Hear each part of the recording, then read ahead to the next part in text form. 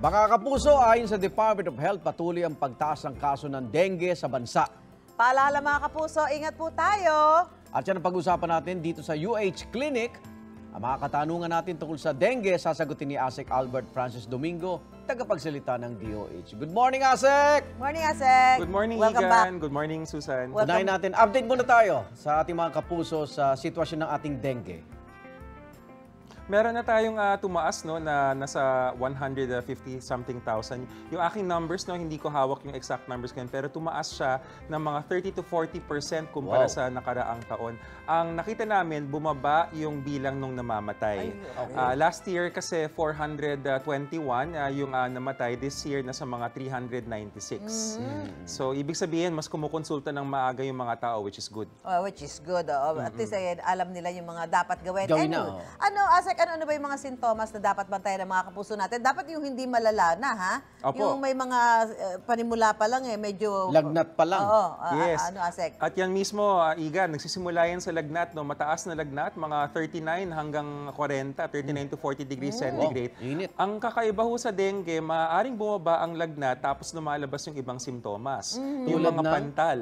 Yung Pantal? Yes. Pantal. Mga rashes, yan. Okay. Meron rin siyang pagsusuka, pagduduwal, sumasakit ang tiyan. Tapos pag malala na, ito yung malalang mga senyales, Ate Susan, kapag nagdidugo sa ating gilagid, Uy. o kaya pasintabi sa mga nag-aamusal, nagkakaroon ng konting dugo sa dumi or nagiging kulay itim yung dumi kasi dinudugo yung loob ng katawan. Ay, So wow. pagka ganun, medyo malala na yata Malala na yun. po yun. Kaya dapat sa simula pa lang yung dengue or lalo na sa mga chikiting, no, mga mommy at daddy, pag napansin nyo, ang anak medyo nag-iiba yung takbo ng pangangatawan kasi sumasabay ito sa panahon ng trangkaso, sa panahon ng gastroenteritis, minsan leptospirosis. Maganda early consultation talaga. Akala yun lang ang sakit no? Yes. Pero pinakaanong talaga sa sintomas niya, lagnat. Yes. Okay.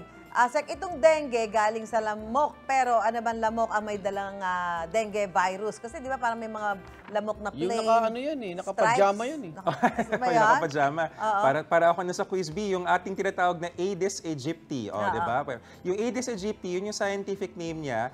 Yung kanyang paa, meron siyang stripes. No? Pag nakita natin, sabi nga nila parang tiger yung isura. Pero, Miss Susan, Tiger ba? Ayun, may mga stripe Yan. Pero pag sinasabi nga namin, huwag nyo na pong silipin yung lamok, huwag nyo nang kilatisin. Basta lamok yan, patayin nyo na. Baka mamaya gumanon pa sa ano nila, uy, hindi ka nakapajama, hindi ka dengue, Babae safe lang ka. na agad, di ba? Pwede rin. Ay, mas mahirap yung Igan. Babae ka ba? Di ba? Hindi ganon. Hindi ganon. Lahat ng Basta lamok, ganyanin mo na agad. basta lamok, tama yun. Eto, dati kasi may tinatawag na parang 3 o'clock na habit tayo, no? May oras ba ang kagat ng lamok na yan? Dati, meron yan. Actually, kaya 3 o'clock, 4 o'clock. Pero napansin po ng DOH at ng international community, nagkaroon na kasi ng climate change. 24 oras na rin. Ayun na nga po, alerto 24 ang ating 24. mga Dahil lamok. hindi natutulog ang lamok. Yun na. Dahil hindi natutulog ang lamok, 24 oras silang nangangagat. Ayan, kaya mag-ingat tayo the whole time po. Actually, ako din. Pagka may lamok ka, parang kahit pa sabihin mong madaling araw dito, di ba? Hindi pa rin ka pakakasiguro, Hindi di nga, ba? tama siya daw. Huwag mo nang silipin yung legs niya.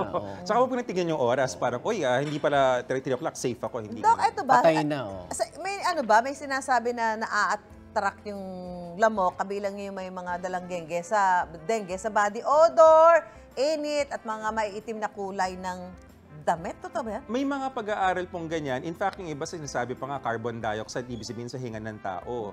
Merong mga ganung napapansin. Pero sabi nga namin, kasi baka magkaroon tayo ng parang discrimination na, uy, ako, basta mabango ako, hindi ako madedengge. Hindi po. Lahat ng tao nadedengge pa rin. Parang hindi naman yata, di ba? Eto, mas prone ba talagang magka-dengue yung mga bata po, yung mga anak-anak natin? Dahil sa kanilang resistensya, no, sa mga bata at saka yung kanilang pangangatawan na medyo masiselan pa, kaya talagang mas maraming kaso ang nakikita sa mga bata. Pero lahat ho ng edad, mapabata, mapatanda, naging dengue rin po. Saka siguro dahil bata, yung mga bata kahit nakakagat ng lamok yan, basta't naglalaro, wala sa kanila yun eh. Hindi nga Gaganan yun lang nararamdaman yan eh. Taban-taba na yung lamok. Taba na yun, di ba? Eto, Dok, yung mga nagka-dengue na, immune na ba sila o pwede silang magkaroon uli ng dengue? Magandang tanong yan, Igan, kasi apat yung serotype ng dengue, apat ang klase, DEN 1, Okay. DEN B, 2, 3, 4. Okay. Maaaring makuha mo na, for example, ang DEN 2 at doon ka maging immune, pero may tatlo pang iba. So, sabi nga namin, ayaw mo naman itong parang sweepstakes na, di ba, taya ka na lang ng taya, baka mamaya manalo ka pagka tumagal, wag. Mag-iingat pa rin tayo. Ito Yan. pang huli, tips naman po para maiwasan na natin itong dengue. Ito'y social to malinis na tubig lang po ito nabubuhay. Stagnant. Ang hawaan ng dengue ay sa lamok. So lamok talaga yung pinakamalaking kalaban dito. Lahat ng mga lugar na pwedeng pag-ipunan ng tubig, maski yung mga halaman, yung mga florera, no, clean water. At tama po yun, Igan, kasi akala nung iba madudumi lang. Hindi, maski yung mga timba dyan, nako, maiipunan yan ng tubig. Patayin lahat ng lamok, gumamit ng self-protection, yung ating mosquito repellents, no, long sleeves. At pag may sintomas, kumonsulta agad sa Yun ang doktor.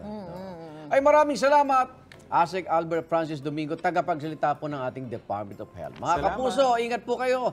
Ang lamok, patayin na. Para sa iba pang pangkalusugan, tutok lang po kayo lagi. Iko-konsulta natin yan dito sa UH Clinic. Nagbabalik po, unang hirit.